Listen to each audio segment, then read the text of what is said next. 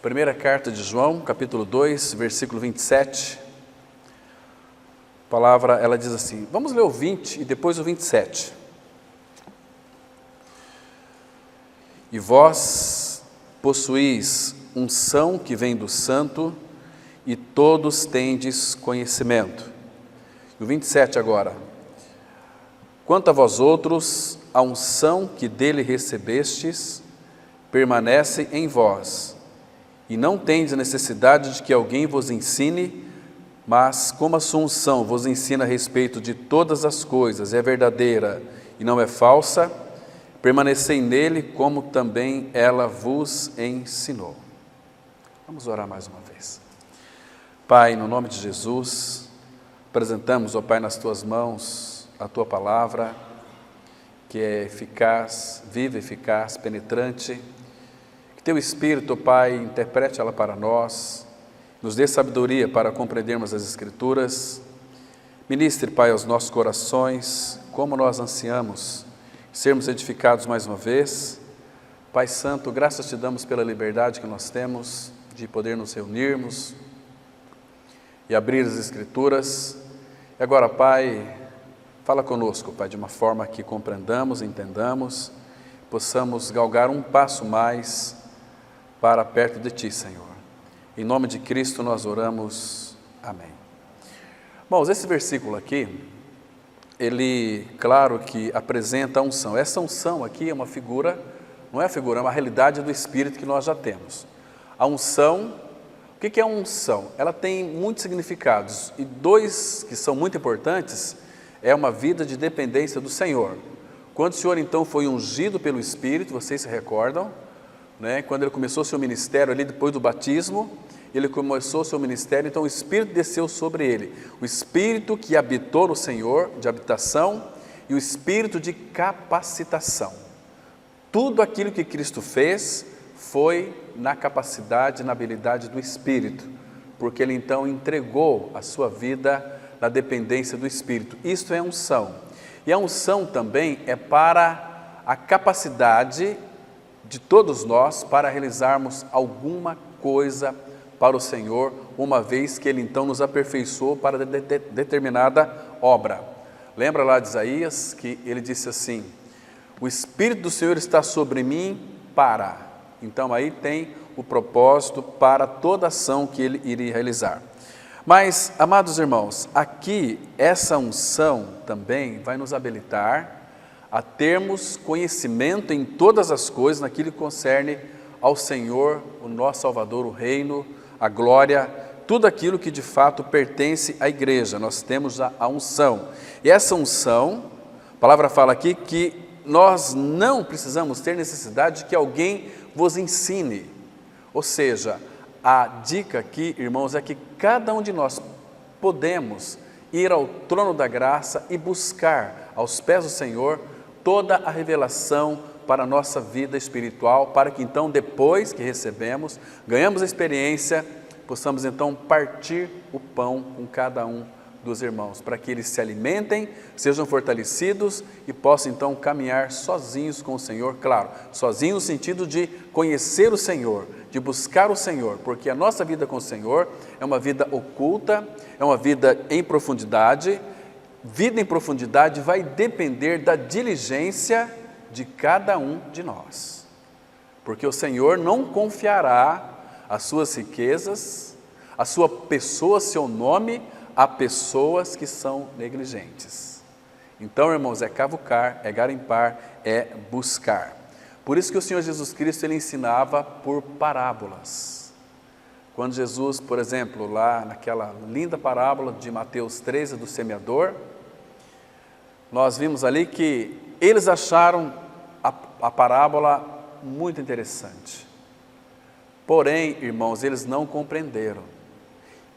Há exemplo daqueles que se foram, mas os discípulos, em particular, chamaram o Senhor e disse o seguinte, por que nos ensina por parábolas? Porque a vós outros é dado conhecer os mistérios do reino de Deus. Mateus 13, 10 e versículo 11. Queridos, mas eu quero hoje citar aqui 5 perguntas, se der tempo, para nós, se nós de fato não respondermos essas 5 perguntas aos pés do Senhor, a nossa vida ela não tem muito significado. Por quê? Irmãos, eu entendo que a maior tragédia da vida de uma pessoa não é a morte. Não é a morte. A maior tragédia de uma pessoa é uma vida sem propósito. Sem propósito.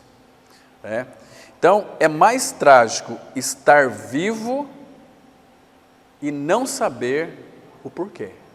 Estão me compreendendo? Hoje conversei com uma pessoa à tarde e nós chegamos a um senso comum sobre a questão de propósito. Eu falei o seguinte: hoje eu vou falar sobre esse assunto à noite. Propósito, né? Mas é exatamente isso, irmão. Se a nossa vida não tiver uma definição do porquê, nós estamos simplesmente vegetando, como muitos estão vegetando. Eu creio que não seja o caso dos irmãos aqui. Agora, a primeira pergunta que nós vamos aqui trazer para o nosso coração, vamos tentar respondê-la com a ajuda do Senhor. A primeira delas é: por que você foi criado? Qual é o propósito de você ser criado? No meio de milhões de sêmen, você foi o que perfurou ali o útero e foi gerado. Então, queridos, por que você e eu fomos criados? Deixa eu fazer uma pergunta muito individual. Por que você foi criado? Essa é uma pergunta muito difícil.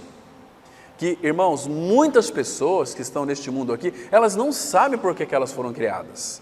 Não têm a mínima noção. E a Bíblia vai deixar muito claro isso para nós, porque nós fomos criados. Muito interessante, irmãos.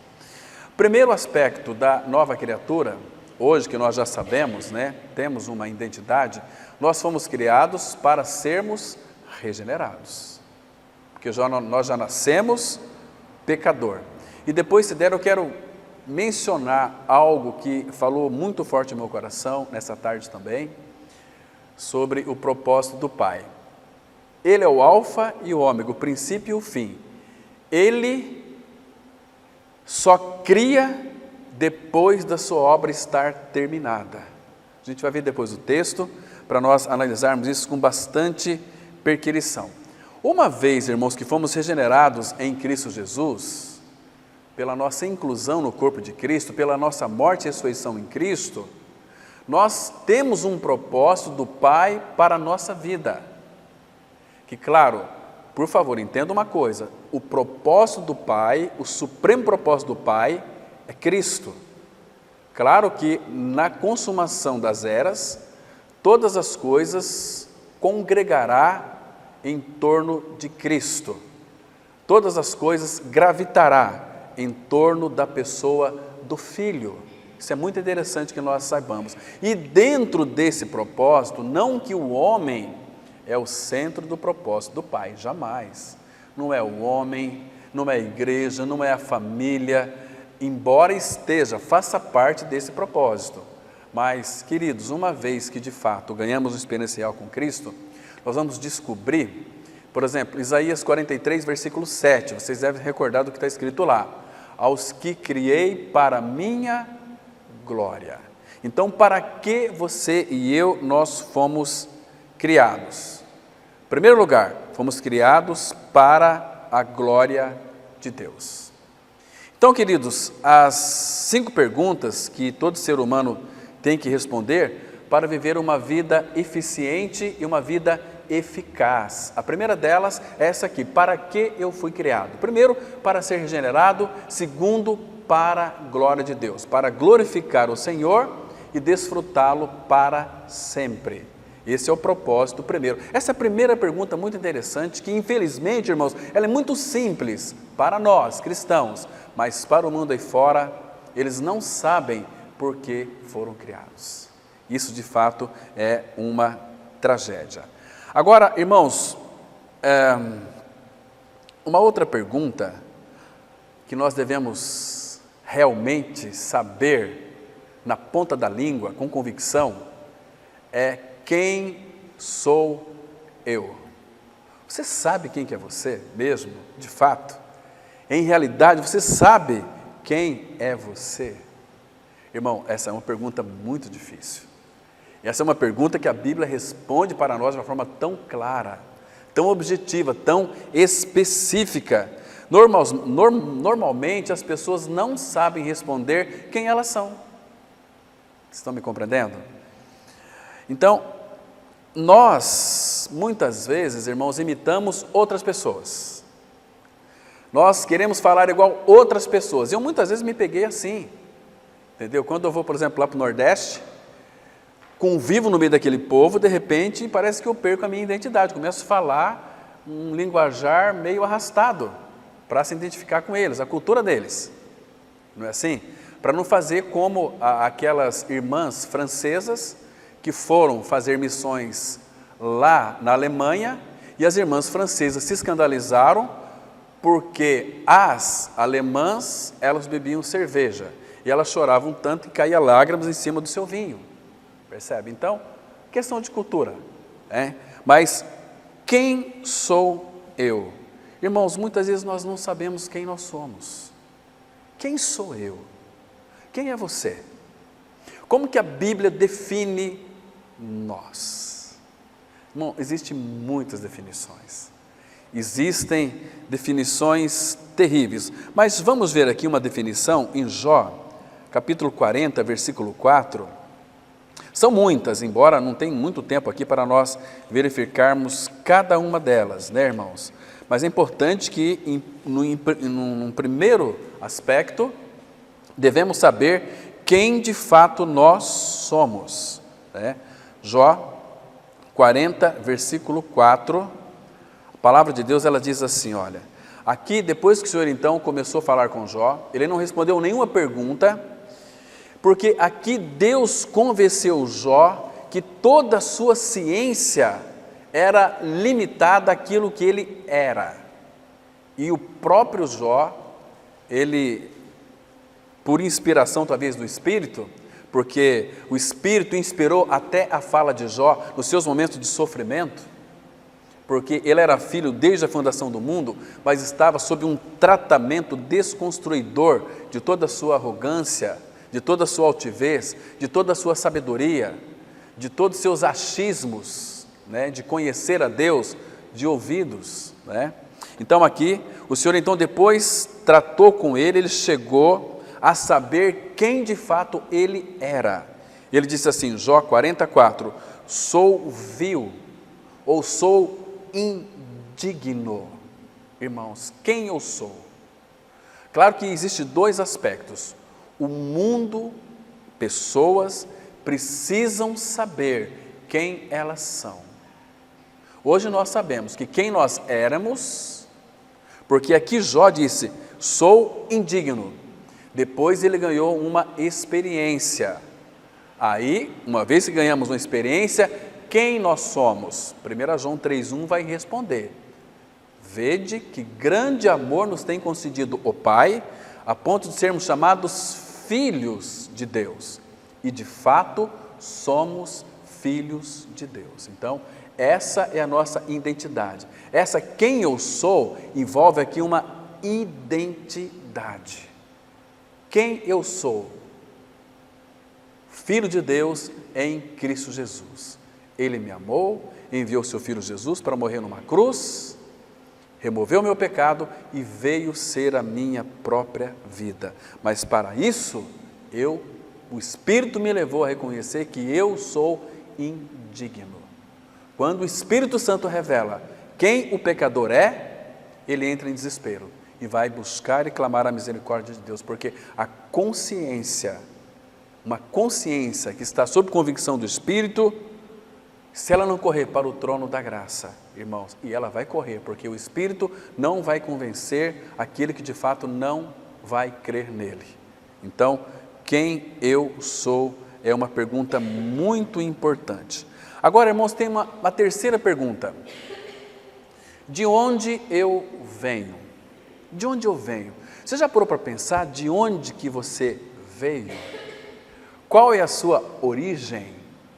Irmão, nós temos que voltar lá para Gênesis. Vocês se recordam que depois que Deus criou todas as coisas, Ele fez daquele pó da terra um bonecão lá, Adão, soprou fôlego das vidas, ele se tornou alma vivente. A palavra fala que nós descendemos de Adão, todos nós aqui, nós viemos de Adão, de humus, que vem a palavra humildade, de pó da terra, né? Então, essa aqui também é uma pergunta muito difícil, de onde eu venho? Porque hoje em dia, meus queridos irmãos, as pessoas, elas têm um pensamento evolutivo, dizendo que nós viemos dos primatas, né, lá dos macacos, e por aí vai, né? Outros dizem que nós viemos assim de uma ameba, percebe? Uma ameba, já vi assim muitos cientistas dizerem e afirmarem sobre que nós viemos de uma ameba. Quase que ele chegou lá, faltou, se ele fosse um pouquinho menos do que uma ameba, talvez ele nos identificaria ali, talvez se identificaria. Irmãos, mas de onde nós vemos? Primeiro que no Salmo 87, versículo 7, fala que todas as nossas fontes estão em Ti. A procedência das nossas fontes, inclusive da vida, é o Senhor. Então, irmãos, nós que somos filhos de Deus em Cristo Jesus, de onde nós viemos? Isaías, capítulo 51, vai responder para nós. Isaías 51, o versículo 1, ele vai trazer para nós aqui uma ideia bastante clara a respeito de onde que nós viemos. Porque se de fato Ele nos elegeu nele desde a fundação do mundo, e ali é antes da fundação do mundo, então Isaías 51, verso 1, vai mostrar a nossa origem. Porque, irmãos, Adão, ele era uma figura de Cristo. Todos que nasceram pecadores são descendentes de Adão. Agora, todos os que haviam de crer no Senhor Jesus Cristo estavam nele desde a fundação do mundo. Deixa eu falar para vocês um mistério aqui, irmão. Quando Deus, no seu conselho eterno, na sua reunião eterna, antes de criar todas as coisas, e isso, irmãos, é maravilhoso para o nosso coração. Antes dele criar todas as coisas, ele teve uma reunião com ele mesmo, com a Trindade Santa, a teu respeito. Imagina o pai falando para o filho: aquele fulano Valdir, aquela fulana Medianeira, aquele fulano Arley, aquele fulano Carlos, aquela fulano Andressa, Vilma, Lara, etc., eles irão crer. Então, ele pensou em nós, irmãos. Ele nos viu antes da fundação do mundo. Então, a nossa origem, irmão, por isso que o Senhor Jesus, ele disse assim: eu vim buscar, senão as ovelhas perdidas da casa de meu Pai. Isso é muito profundo. Naquele dia, antes da eternidade, a reunião dele foi a teu respeito. Então, isso é muito particular para cada um de nós. Quando ele nos chamou, Isaías 43:1, chamei-te pelo teu nome, tu és meu. Ele já sabia, irmãos, que nós iríamos ter os olhos abertos, iríamos responder ao chamado dele. É maravilhoso. Então, aqui, de onde eu venho? Isaías 51, verso 1, vai mostrar para nós: ouve-me vós, os que procurais a justiça. Percebe aqui que é uma busca. Ouve-me vós, os que procurais a justiça. Os irmãos do Antigo Testamento procuravam, eles ansiavam, porque Deus havia comunicado através das leis, dos mandamentos, dos seus 613 mandamentos, na palavra, começou de alguma maneira a despertar no íntimo. Isso também, não só aqueles irmãos, mas todo pecador sabe que no íntimo, no mais profundo recôndito da sua alma, há uma necessidade que eles não sabem de que é. E nós sabemos o que é. O que nos preenche, o que nos satisfaz, o que nos traz prazer, o que nos traz alegria, nos traz satisfação, sabedoria, inteligência, entendimento, nos traz visão espiritual, nos traz vida, nos traz tudo, irmãos, que concerne a uma vida divina. Então, eles procuravam. Agora, ouve-me vós os que procurais a justiça, os que buscais o Senhor, olhai para a rocha. Porque é ali que vocês vão me encontrar. Olhai para a rocha de que fostes cortados. Irmão, está vendo aqui que coisa mais linda? Nós somos as lascas, aquelas pedras que caíram na terra, mas por causa do pecado se tornou pedras mortas, mas fomos regenerados pela palavra da verdade. Pedro disse assim, 1 Pedro 2,5, e vós como pedras que vivem, sois edificados casa espiritual para a habitação de Deus no Espírito, Efésios 2, 21 e 22. Isso é precioso demais para o nosso coração, irmãos. Que conforto isso traz para nós, que alegria imensurável isso é para cada um de nós. Então, queridos, é algo tremendo, maravilhoso. Mas deixa eu citar para vocês mais um texto aqui. Jeremias, capítulo 50, versículo 6. Jeremias, aí o próximo livro da Bíblia, capítulo 50, versículo 6. Eu ia citar os textos, mas eu faço questão que os irmãos olhem para o texto, para que tenha um aproveitamento melhor, entende, irmão? Para que a gente, quando lê, olha com os olhos, essa palavra vai para dentro da nossa alma e desce direto para o Espírito. Muito interessante. Então, veja aqui, que linda palavra nós temos aqui a respeito de nós mesmos, como ovelhas do Senhor. O meu povo tem sido ovelhas perdidas. Seus pastores as fizeram errar e as deixaram desviar para os montes. Do monte passaram ao outeiro, esqueceram-se do seu redil. Está vendo, irmãos? Isso é uma realidade tão atuante em nossos dias. Meu povo tem sido ovelhas perdidas. Percebe aqui? Então, por que o Pai então colocou, irmão, as ovelhas guias? Porque nem em todas as ovelhas há dedicação. Nem em todas as ovelhas há um comprometimento de se alimentar de uma forma adequada. O alimento da ovelha, espiritualmente falando, é a palavra, é alimentar de Cristo.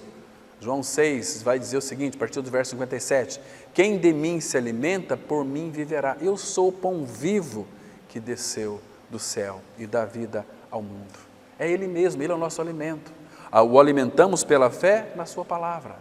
Então, por isso que nós insistimos, irmãos, visitamos os irmãos, estamos exortando os irmãos da importância de se reunir como igreja, porque fora do corpo de Cristo, fora do fogo, a brasa vai se apagar, vai virar carvão.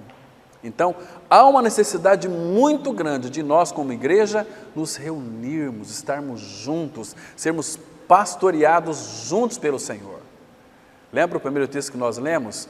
A unção que dele recebeste. Se você é filho, você recebeu a unção, o Espírito de sabedoria, de revelação para compreender as Escrituras. Não há necessidade de que alguém nos ensine, basta nós irmos para a palavra. Irmãos, qualquer pessoa, por mais simples que seja, se ela for aos pés do Senhor e buscar sabedoria e direção na palavra, o Senhor revelará a ela. E ela será uma pessoa que, quando ela abrir a sua boca, vai derreter os corações que circundam, que estão ao seu derredor. Porque são palavras inflamadas, a palavra de Deus é fogo, e é martelo que esmiuça a penha. Palavra que quebra a pedra, palavra que faz aquecer os corações. Como fomos aquecidos nesses 4 dias que passou voando, 3 dias, né? Você sabe, domingo, de 4 estudos, que passou voando, que palavra tão preciosa que foi trazida pelo nosso irmão, né? Infelizmente, muitos que nós sabemos que poderiam estar aqui, não estavam presentes, né? tiver outras coisas para fazer, mas, irmãos, graças ao Senhor, porque Deus tem aberto os nossos olhos para desfrutarmos da palavra. E o Senhor tem levantado irmãos, trazido direção para a nossa comunidade, que é a Igreja de Cristo, porque aqui há irmãos e irmãs que têm sede pelo Senhor, que amam o Senhor, que se delicia com a palavra de Deus. A exemplo daqueles irmãos que vieram de tão longe para desfrutar junto conosco da palavra, da comunhão, do partir do pão, ali nas refeições, tomamos as nossas refeições com alegria e singeleza de coração. Em cada alma havia temor, tremor diante do Senhor. Não é isso maravilhoso, irmãos? Esses são encontros, irmãos, que, pelo menos para o meu coração, são encontros inigualáveis, que tinha que, para mim, ter todos os domingos. Quem sabe domingo que vem seríamos visitados pelos irmãos lá de Londrina, pelos irmãos lá de Anastácio, lá de Campo Grande e de outras localidades, e nós também visitar esses irmãos, não é assim? Irmãos, isso é precioso demais. Então, irmãos, nós éramos como que ovelhas perdidas, fomos achados pelo Senhor, porque Ele veio buscar as ovelhas perdidas da casa do papai. Então, já dá para saber de onde que nós viemos. Nós viemos dEle, vamos voltar para Ele, não é assim? Por que a nossa pátria está nos céus, de onde também aguardamos o Salvador, o Senhor Jesus Cristo? Porque se a nossa pátria está lá, é o nosso lugar de origem. Desde a eternidade, Efésios 1,4 fala assim, como nos elegeu nele, antes da fundação do mundo. Então onde é que nós estávamos, irmão, antes de estar em Adão? Nós viemos de Adão, com certeza, mas antes de estar em Adão, nós já estávamos em Cristo. Isso é maravilhoso, percebe? E Ele já nos contemplava, né, cada um de nós, sabia das nossas deficiências, das nossas debilidades, mas Ele nos acolheu, nos regenerou e nos ajuntou, nos uniu ao seu corpo, que é a igreja, cada um de nós, ao cabeça. Ele é o cabeça, nos unimos a Ele. Aquele que se une ao Senhor é um espírito com Ele, mas, irmãos, nós somos o corpo de Cristo. O corpo de Cristo, olha a nossa responsabilidade. Quando eu começo a meditar nessas verdades, principalmente de Efésios, eu me encanto. Não tem como não chorar de alegria, porque o nosso Senhor Jesus Cristo é um Senhor tão precioso para o nosso coração, porque, irmãos, Ele disse assim, que sem nós, Ele não é completo.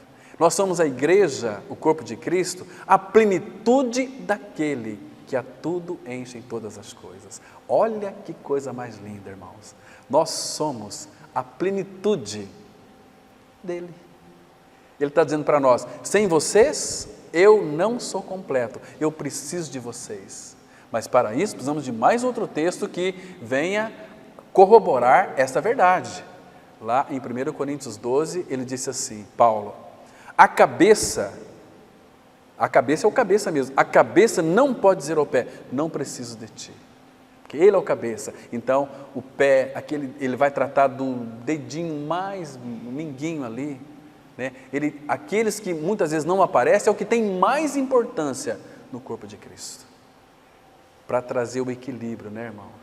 Puxa vida, eu gosto de ouvir às vezes algumas pessoas que elas não aparecem muito. Estou aprendendo a conversar com pessoas que não aparecem muito, entendeu? Elas dizem assim, olha, eu oro, eu tenho um momento de oração, converso muito com o Senhor, tenho lembrado de Ti nas minhas orações. Falei, graças ao Senhor, que coisa linda.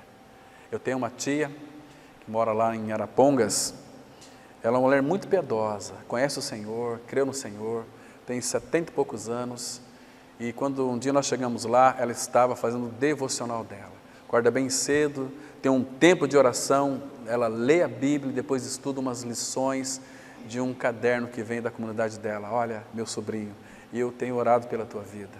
Falei, puxa vida, como é precioso. E não se aparece, né? Fica oculto, não é assim? Irmãos, então, de onde eu venho? Da rocha. Somos aquelas pedras lascadas que Ele veio a juntar e reunir em um só corpo, não é assim? Quando fala assim lá no Salmo 40, Ele me tirou de um tremedal de lama, de um poço tremendo lá de lama, e firmou os meus passos sobre a rocha. Ele pegou aquela pedra da lama e colocou sobre onde ela nunca deveria ter saído, ali na rocha. Isso é tão maravilhoso. Então, irmãos, essa é uma pergunta que todos têm que responder, né? de onde eu venho. Agora, vamos para mais uma pergunta aqui, irmãos, que é muito interessante. Por que estou aqui? Você nunca fez essa pergunta? Por que eu estou aqui? Se você não souber responder essa pergunta, a tua vida não vai ter muito significado, irmãos. Por que eu estou aqui? Qual é o propósito da minha existência? Qual é o propósito da minha existência? São questões que temos que responder, porque de onde eu venho? Por que eu estou aqui? Irmãos, por que eu estou aqui? Vamos ver, em primeiro lugar, como filhos de Deus em Cristo. Apocalipse capítulo 4, versículo 11. Temos aqui, irmãos, algo que vai trazer para o nosso coração uma resposta adequada por que nós estamos aqui. Apocalipse capítulo 4, versículo de número 11. Aí a palavra diz assim. Apocalipse 4, versículo 11. Olha só que interessante, irmãos. Tu és digno, Senhor, e Deus nosso, de receber a glória, porque nós o glorificamos. Por que eu estou aqui? Para glorificar a Deus. De receber a glória, a honra e o poder, porque todas as coisas tu criaste, sim, por causa da tua vontade vieram a existir e foram criadas. Então, irmãos, por que nós estamos aqui? Para glorificar a Deus e desfrutá-lo para sempre. Porque quando nós o glorificamos, irmãos, Deus precisa de mais glória? Ele é a glória. Mas quando nós, a sentido de glorificar o Senhor, de exaltá-lo como soberano, o meu coração reconhece que Ele é o soberano Senhor, Criador de todas as coisas, que governa todas as coisas, que se importa com o fio de cabelo da minha cabeça. Então, na medida em que eu o glorifico, eu o desfruto. Na medida em que, de fato, eu glorifico ao Pai, Ele fica feliz com isso, e nisto, irmão, nós somos, temos uma satisfação que vem da parte dEle muito grande, que é o nosso desfrute.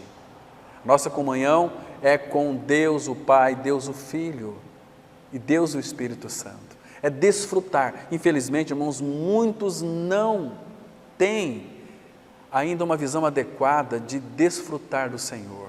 Desfrutar de tudo aquilo que Ele é em realidade espiritual. Do seu amor. Irmãos, como o amor de Deus traz para o nosso coração segurança, lança fora todo medo. O amor dEle, nós podemos nos firmar, porque é um amor que não vai nos decepcionar nunca, jamais. É um amor que traz prazer e alegria para nós. Alegria, paz. Irmãos, é perfeito, então não tem como nós, de fato, não desfrutá-lo. E muitos, infelizmente, vai orar ao Senhor. Senhor, me dá isso aqui para mim. Senhor, eu quero aqueles planos. Senhor, querido, isso é muito pequeno para nós, para filho de Deus. É melhor desfrutar. Se você aprender a desfrutar dele, você vai ver que os teus negócios vão fluir de uma forma surpreendente. Você vai ficar abismado. Senhor, é muita coisa para mim. Para um pouquinho. Irmãos, e como é gostoso falar com pessoas inteligentes, pessoas que desfrutam do mesmo Senhor, pessoas que têm a capacidade e experimentam Cristo quando há um diálogo, tete a tete, a alegria invade o nosso coração. É algo assim, irmãos, tremendo, maravilhoso, gostoso demais. Então, a quinta pergunta seria essa aqui: o que eu posso fazer? Aqui no sentido de habilidade. O que eu posso fazer? Né? Qual é a minha verdadeira capacidade? O que um filho de Deus pode? Vocês sabem, Filipenses 4,13 diz assim: tudo posso naquele que me fortalece. Naquele que me fortalece, eu vou poder realizar alguma coisa quando Ele me fortalecer naquilo que Ele quer que eu faça, não naquilo que eu desejo fazer sem a direção, fortalecimento dEle. Porque muitas vezes eu quero fazer muitas coisas e Ele me frustra. Graças a Deus por isso. Porque naquilo, se Ele não me fortalecer, eu vou sentir cansaço. Não vou realizar. Então, quando eu busco a direção dEle sobre algo que tem que ser realizado, algo que Ele tem que me capacitar, então eu tudo posso nele, então Ele vai me fortalecer para que eu realize aquela obra na qual Ele designou para mim. Percebe? Paulo aqui, quando ele disse lá, tudo posso naquele que me fortalece, ele estava se referindo ao seguinte, ele colocou ali uma experiência dele. Ele passou fome, nudez, frio, etc. Né? E passou alegria também, então tudo posso em Cristo. Porque ele resumiu em tudo posso naquele que me fortalece, porque ele colocou o contexto. Eu aprendi a viver contente em toda e qualquer situação, porque Ele me fortaleceu naquele momento. Então eu pude, tudo posso, não é que eu posso todas as coisas, tudo posso naquele. E quando chegamos naquele, envolve em primeiro lugar, irmão, podemos esquecer disso, a vontade dEle. Tudo posso naquele. Então, Senhor, é da Tua vontade que eu faço isso? Sim, meu filho. Então Ele vai me fortalecer e eu vou realizar esta obra naquele que me fortalece. Esse é o sentido aqui. Muito interessante, né? Então, o que eu posso fazer? Tudo, desde que Ele me fortaleça. Senão eu não vou conseguir fazer absolutamente nada. Agora, irmãos, a quinta e a última. Para onde eu estou indo? Para onde eu estou indo? Aqui é questão de destino. Qual é o meu destino? Indo aqui, indo é caminhando. A vida cristã, como que começa a vida cristã, irmão? Você já parou para pensar? Tem o Watchman Nee escreveu um livro bem pequenininho assim, muito interessante, ele vai falar isso. Eu não sei o nome do livro agora, mas está na ponta da língua, mas não consigo lembrar. Mas é um livro muito interessante, que ele vai tratar que, primeiro, a vida cristã começa em 3 estágios. O primeiro estágio é assentados nos lugares celestiais em Cristo. Como que começa a vida cristã? Assentados. O que é estar assentados? Descanso. Depois, em seguida, começa caminhando, andando, andai, primeiro em amor, andai em santidade, andai. E depois, em Hebreus 12, correr a carreira que nos está proposta. Você começa sentado, depois caminhando, termina correndo. Muito interessante. É precioso demais. Então, para onde eu estou indo? Qual é o meu destino, irmãos? Essa pergunta aqui tem que ser respondida se você e eu desejamos viver uma vida eficaz aqui na face da terra. Vamos ver um texto aqui interessantíssimo, João capítulo 14,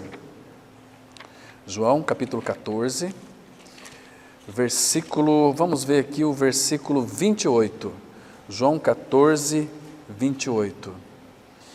E se der tempo eu quero falar do propósito, sobre todas essas perguntas, vamos analisar também o propósito. 14, 28, relacionado aqui ao nosso destino. Jesus, ele disse assim, 14, verso 28. Ouvistes que eu vos disse, vou e volto para junto de vós. Se me amasseis, alegar-vos-ei de que eu vá para o Pai, pois o Pai é maior do que eu. Aqui Jesus está dizendo, vou e volto para junto de vós. Então, irmãos, os discípulos, quando Jesus falou que Ele iria, eles entristeceram. A tristeza invadiu seu coração, porque naquele ambiente celestial ali na terra, eles nunca tiveram. Então, caminharam com Jesus, se alegraram, agora Jesus falava que ia morrer, eles se entristeceram. Mas é necessário que eu vá, se eu for, eu voltarei.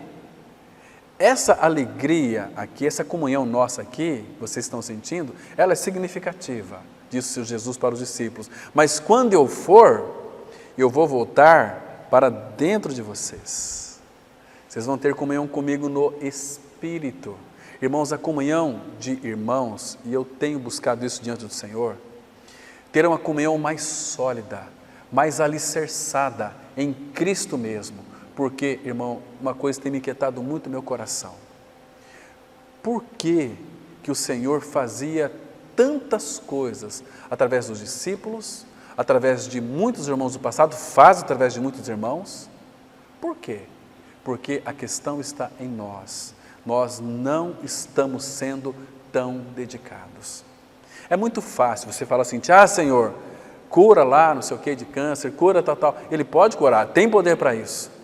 Mas o problema, irmãos, é que nós estamos uma fé tão enfraquecida, uma fé tão assim inóspita, insípida, que não presta para nada. Porque Ele é o Todo-Poderoso, habita em nós. Ele pode fazer infinitamente mais do que, além de tudo, quanto pedimos ou pensamos, habita em nós. Mas por que não acontece? Porque seja conforme a tua fé. Nós acreditamos, mas nós não cremos. Estão me compreendendo, irmão? Quando nós começar a crer que Ele pode e buscar a direção dEle para qualquer realização, Ele fará em nós coisas, através de nós, coisas tremendas, porque é o mesmo Senhor que habitou ontem, habita hoje. Ele diz que não muda, Malaquias 3,6. Eu, Senhor, não mudo. Ele não muda. Muito interessante. Irmãos, se der tempo aqui, vamos abrir aqui em Provérbios, capítulo 19, versículo 21. Provérbios 19, versículo 21, para nós acertarmos algumas coisas que são fundamentais para o nosso crescimento com o Senhor. Aqui, irmãos, eu vou ler aqui esse versículo, depois eu quero ler também como está no original, ok? Diz assim, Provérbios 19, verso 21, muitos propósitos há no coração do homem, mas o desígnio do Senhor permanecerá. Então, presta atenção como é que está no original agora. No original está escrito da seguinte maneira, preste bem atenção. Muitos planos estão no coração do homem, mas o propósito do Senhor prevalecerá. Então aqui, irmãos, vamos entender algumas lições importantes. Primeiro, que muitos planos há no coração do homem, mas o desígnio, o propósito do Senhor permanecerá eternamente. Lembra quando eu disse para vocês, bem no início aqui, que o que é trágico na nossa vida não é a morte, mas é viver uma vida sem propósito. A pessoa que não tem propósito, vive uma vida totalmente pior do que a morte, não é assim? Agora, esse verso 3 aqui, aliás, esse verso que nós acabamos de ler, ele ensina para nós aqui 3 coisas fundamentais. E guarde bem elas, irmãos, é importantíssimo para com a sua vida com o Senhor. Primeiro ensinamento aqui, que são precioso, é que o propósito é mais importante do que os planos. Já já você vai compreender isso, quero esclarecer melhor. Então, não vai ficar escandalizado e nem deixar de fazer planos. Deus, Ele não está muito interessado em seus planos. Por que será? Ele está interessado nos propósitos dEle para a sua vida. Isso Ele está interessado. Os nossos planos, Ele manda a gente fazer planos. Faça muitos planos, coloca diante do Senhor, né? E se Ele quiser abençoar, vai prosperar a coisa. Mas Ele não está muito interessado, segundo esse versículo aqui, é que eu não vou ter tempo para dissecar esse versículo aqui, que ele é muito profundo. Um dia, quem sabe, num domingo de manhã, dá para a gente ver muitos detalhes aqui, irmãos, e para que o Espírito então venha convencer o nosso coração. Ele não está tão interessado em nossos planos, mas Ele está interessado no propósito dEle para a tua e a minha vida. Muito interessante. Agora, o propósito dEle para nós, o texto de Gálatas 4,19 fala que, meus filhinhos, por quem de novo sofre as dores de parto, até ser Cristo formado em vós. O propósito do Pai, porque Cristo é o eterno propósito do Pai, Ele quer que o propósito dEle eterno seja formado em nós, para que a gente faça parte do teu eterno propósito, de uma forma tão linda.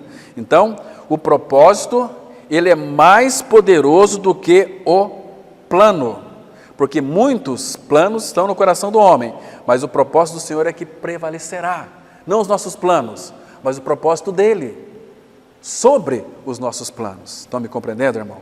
Então aqui, irmãos, ouça o Senhor, ouça o Senhor.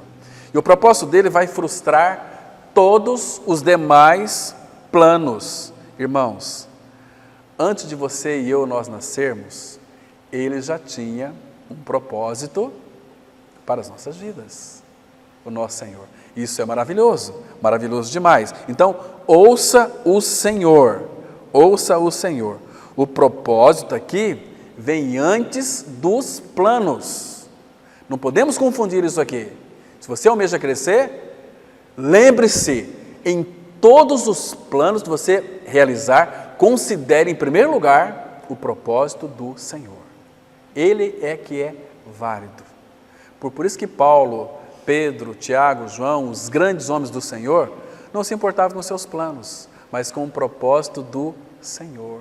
Viajavam daqui para a China. Esses irmãos que entenderam isso, irmãos, se tornaram gigantes do Senhor. Você poderia colocar dessa forma, com reverência, né? Porque eles foram aos pés do Senhor, entenderam o propósito do Senhor, então trabalharam no propósito do Pai, naquilo que o Pai tinha na mente e no coração. E importar com os meus planos já estão diante do Senhor.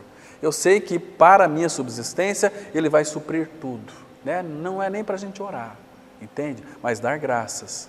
Agora, se nós não interessarmos pelos propósitos do Pai, ou a vontade dEle sobre determinado assunto, como vamos cooperar com o nosso Pai? Como podemos dizer que somos cooperadores de Deus? Nós não sabemos o propósito dEle e nós queremos que os nossos sejam estabelecidos, né?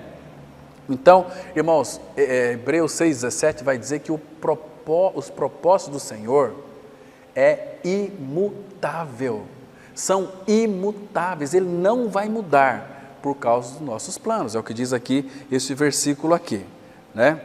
Então, e não cabe a nós, irmãos, determinar nada e ninguém. Nós somos muito determinados a realizar muitas coisas, por isso que hoje em dia tem muitos, eu vou citar um versículo para vocês aqui, que ele vai revelar porque existem muitos filhos de Deus que têm depressão. Sabe por quê? Jeremias, capítulo 23, Jeremias 23, verso 10. Aqui vai mostrar a causa da depressão de muitos filhos de Deus. 10, 23, eu citei errado, desculpe. Capítulo 10 de Jeremias, versículo 23. Diz assim a palavra, olha só, vamos ler com bastante atenção. E depois você pode ler também Provérbios 10, 24, Provérbios 16, verso 9. Diz assim o verso 23. Aqui o profeta Jeremias, inspirado pelo Espírito, com uma grande convicção. Eu sei, ó Senhor, eu sei, ó Senhor, que não cabe ao homem determinar o seu caminho, nem ao que caminha o dirigir os seus passos. Eu quero ir para cá, mas o Senhor vai me dirigir para cá. E eles ficam depressivos, porque a vontade deles não foram feitas.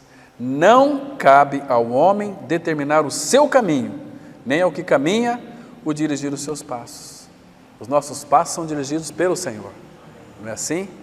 Muito interessante. Então, queridos, e no Salmo 33, 11 também, ele é muito interessante. Quer ver só? Deixa eu fazer a leitura aqui bem rapidinho. Eu quero mostrar um princípio aqui muito interessante.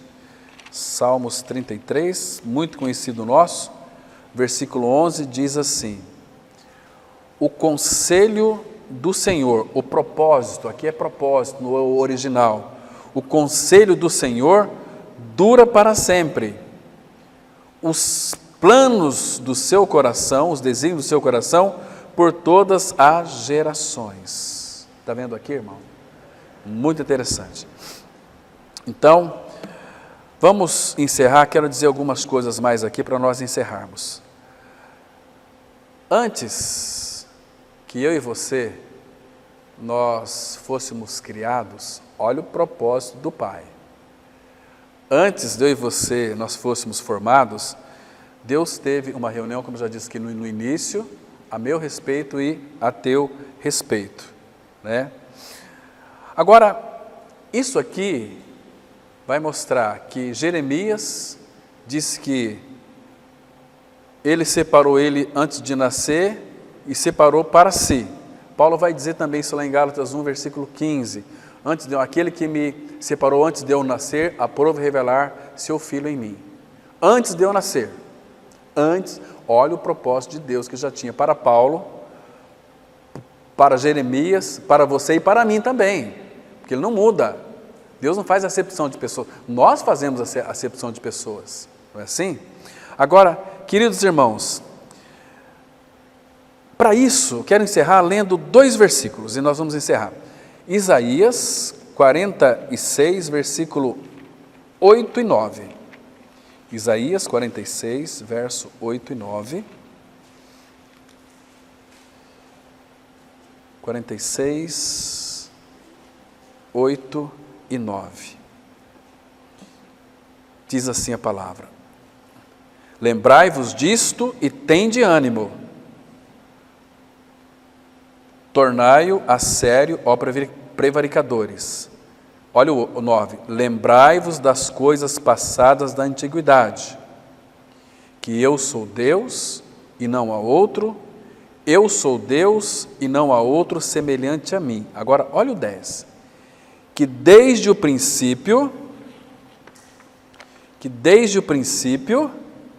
anuncio o que há de acontecer, e desde a antiguidade as coisas que ainda não sucederam, que digo, o meu propósito, o meu conselho permanecerá de pé, farei toda a minha vontade. Ele está dizendo o seguinte: eu sou o único Deus que não começo no começo. Eu sou o único Deus que eu não começo no começo, olha bem para o versículo, mas começo no fim. Ou seja, Deus primeiro Ele conclui a sua obra para depois começá-la. Deus nunca, irmão, Ele nunca começa sem antes ter terminado. Primeiro Ele termina a sua obra, depois Ele começa a realizar a sua obra. Esse é o nosso Deus e Pai. Que coisa mais linda! Não começa no começo, mas no fim. Então Deus está dizendo: eu nunca começo até que eu tenha terminado. Ele termina tudo, então depois Ele começa. Por isso que Ele é o alfa e o ômega. Ele é o alfa e o ômega, né? Então, irmãos, quando Ele está dizendo aqui, quando eu começo algo, é evidência de que eu já terminei. Irmão, entenda agora. Quando Ele começa algo, é evidência de que Ele já terminou. Antes de nós termos nascido, eu te conheci no ventre de sua mãe. Então, Ele começou. Se Ele começou em você esse propósito, porque Ele já terminou na sua vida o que Ele tem para você. É uma questão de tempo. Então, o salmista vai dizer o seguinte: aquilo que a mim me concerne, o Senhor levará a bom termo. Mas Ele já começou. Porque Ele já tem a obra terminada na minha e na sua vida. Ele então, irmãos, agora vamos pensar numa coisa aqui. Ele permitiu você começar. Por quê? Porque você já está terminado. Você é filho. Então, Ele já nos tem em suas mãos. Por isso que aquela palavra, quando vocês ouvirem assim, a redenção do vosso corpo está próxima. Mas claro que está próxima, porque Ele já terminou, porque Ele já começou em nós. Aquele que em vós começou a boa obra, há de completá-la. Isso para a nossa didática, mas na dele não. Aquele que em vós começou a boa obra, pode dizer o seguinte: já terminou. Agora nós estamos ainda no processo. Esse é o nosso Deus e Pai.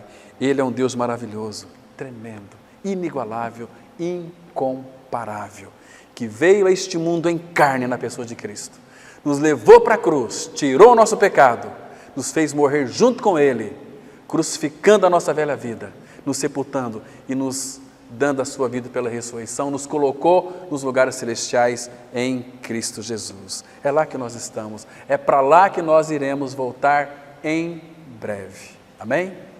Vamos orar, irmãos.